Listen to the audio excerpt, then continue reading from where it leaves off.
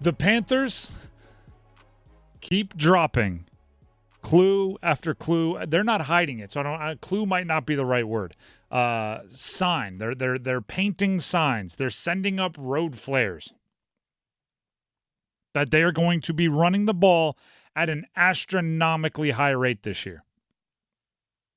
I'm talking about those of you that thirst for like the Emmitt Smith Cowboys offenses and all of the mimics across the NFL in 1996. You're about to get it.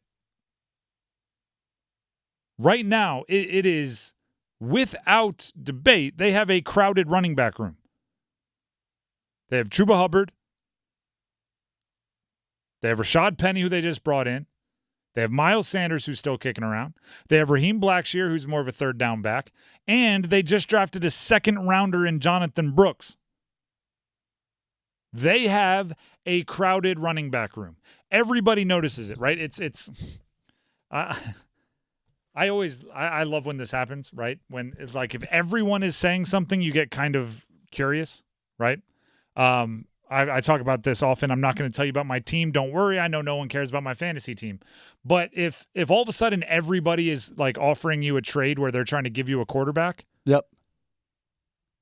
You may not realize it, but your team probably needs a quarterback, and they're all trying to take advantage of it, right? They're like, ooh, he's quarterback needy. Let me see if he wants Dak. Oh, he's quarterback needy. Let me see if he wants Jordan Love. Oh, he's quarterback needy. Let me see if he wants blah, blah, blah. Even if you don't notice it, if all of a sudden like 6 out of the 12 people in your league are offering you a quarterback, you should look at your quarterbacks. If everyone is asking the Panthers, oh, are you going to cut one of the running backs? Oh, what are you going to do with the running backs? How are you going to handle such a crowded running back room? What's the running back? They probably have a crowded running back room, and they do. Dave Canales, though, this is what he said to the media after rookie minicamp. In my experience, we need all the backs. We need all of them to contribute at some point in the season. Knock on wood. They get nicked or it's in a game and then he busts a shoestring and they're switching his shoes to get him back ready, and those other backs have to be ready to play. So for me, signing Penny is just adding another great player to really challenge our roster. End quote. This dude is planning on having backups in case the one on the field busts a shoestring. I don't know if you've seen it. These equipment guys and gals on the sideline are unbelievably efficient at their job. They can pop on a new face mask in seconds. They can get a new shoestring or even a new cleat right there, bada boom, bada bang. You get blood on your jersey, they have some kind of magical elixir. I don't know what it is. It's in an unmarked spray bottle. They run out, spray your jersey, wipe it with a cloth. That blood is gone. It's definitely not a Tide erase marker. It's what did you say? Tide erase marker. Oh.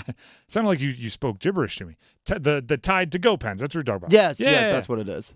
The magic eraser. Again, I don't know what's in these unmarked spray bottles, but it gets blood out. If the running back has to get a new shoestring, how about this?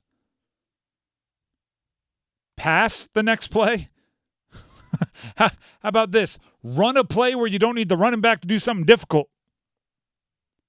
Or have your backups, even if they're not the most exciting players in the world, able to step in and run a play, one play, while your guy gets a new shoestring. Well, Tim, one thing I will say, and I hope I don't blow anybody's minds when I say this, the Carolina Panthers will not be Super Bowl contenders this year. Hey, everyone's 0-0 right now. Everybody guess. I think the big thing for the Carolina Panthers this year is developing Bryce Young, and what better way to do that than having a lot of skilled running backs and having a depth chart full of them. And they will tell you, right, we're going to run the ball. We want to start by running the ball. We want to build around running the ball. Canales is building things like they had when he was in Seattle. And he was a Seattle assistant for the better part of a decade. Seattle ran the ball so much that Russell Wilson demanded to leave. Yep. Russell Wilson was a legend in Seattle. Super Bowl champion, 2-time Super Bowl appearance quarterback. He had the I think he just sold his house for like $31 million on the side of a lake, and it's like across the lake is Bill Gates or some other super like electronic mogul. Like Russell Wilson was massively popular in Seattle. They ran the ball so darn much that Russell Wilson demanded to be traded. And I think when you look at the investment, as you mentioned in our previous segment, the investment that they took in the offensive line this offseason, that just shows that they have to kind of go all in the run game a little bit. Seattle had Chris Carson, Rashad Penny, Alex Collins, DJ Dallas, Carlos Hyde, Travis Homer, Mike Davis. These are all guys who, if you play fantasy football, you know you picked up at one point in time because you had an injury, and you're like, hey, you know what? DJ Dallas might score today. Like they all got opportunities in Seattle. That's since Marshawn Lynch. Right? That obviously when Marshawn Lynch was there, they had the ball a ton. These guys are all contributors given a decent amount of carries in the last 4 or 5 years for Seattle. But did those guys get hurt sometimes? Yes. And I guess that's why they're saying luckily we had those other 9 guys we trusted. Chris Carson was a 1,000-yard running back except for every season when he got hurt. Rashad Penny was a first-round pick, highly talented guy, except for every season when he got hurt. Running backs get hurt when you give them the ball a billion trillion times, especially when you give them the ball a billion trillion times inside the tackle box. If you want to treat him like Christian McCaffrey, like the Niners treat Christian McCaffrey, and get him on the edge and get him on the edge and get him in space where he can control the hits more, that's one thing. I don't think Dave Canales has any interest in that. They are going to run a halfback off tackle. They are going to run halfback dive. They are going to run halfback power. They are going to run halfback counter. They're going to run plays like I did in Madden 2002. Madden 2000. Give me Terrell Davis. Give me the Broncos offensive line, and we're going to run the ball. You know what you're getting. It's just a matter of can your defensive line stop it. So we better know what we're getting as fans, right? Don't go into these games expecting to see Bryce Young putting up 350 passing yards and 3 touchdowns. Expect him to put up 15 of 19 attempts for 185 yards and hopefully a win. I might be wrong with this, but wasn't there one point where Mike Evans was even frustrated as a Buccaneer when he felt like he wasn't getting enough passes or they weren't throwing the ball downfield more? I've used this stat so much. Rashad White touched the ball more than every player in the NFL that wasn't named Christian McCaffrey last year. Rashad White. You know what's even more entertaining about that stat? He didn't have 1,000 rushing yards. He was one of the top volume rushers in the league, and he wasn't even doing a ton with it. But Dave Canales, the play caller, just believed run. I used this example the other day. Dave Canales' first 3 plays as a play caller in the NFL. Dave Canales, what are you laughing at, Graham? I'm sorry.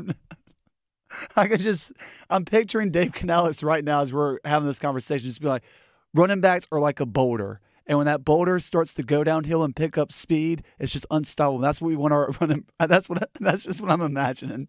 I don't even think it's that far-fetched. Dave Canales' first 3 play calls he made as a play caller in the NFL.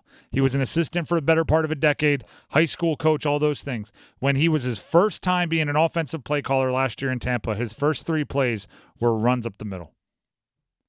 You work your whole life to get there. Run up the middle, run up the middle, run up the middle. You have a decision to make on 4th and 1. So what do you think he's going to do as his first time as a head coach? Run up the middle, run up the middle, run up the middle, run up the middle, run up the – just get ready for it and embrace it because you can be successful that way.